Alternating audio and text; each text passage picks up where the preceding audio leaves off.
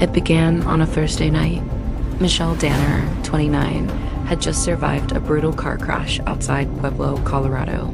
She walked away dazed, bruised, but alive. The EMT said it was a miracle. The truck that hit her was going 70, her car folded like paper, and yet she walked out on her own. But that wasn't the miracle. The miracle came later, when Michelle said there were lights. Right before the impact, they told me to get out. At first, she thought it was trauma, a hallucination, her brain trying to make sense of the moment. But then the lights followed her. Not headlights, not stars, not street lamps. They moved like they were watching her, staying just out of frame, reflected in windows, but never in the sky. They flickered in the corner of her vision, pulsed softly in her rearview mirror, and every night at 3:08 a.m., they hovered outside her bedroom window.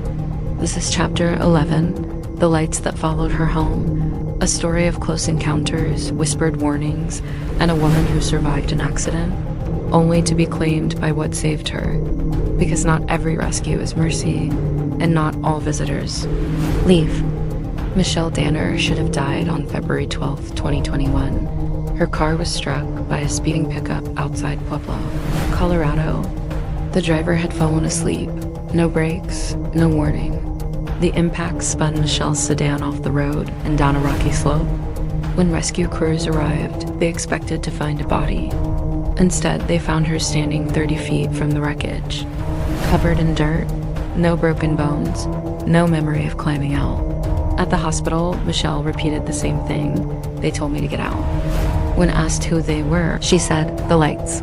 She described them as orbs floating, pulsing softly. 3 of them. They hovered just above the ground before the crash. And as the truck approached, they blinked red. That's when she opened her door.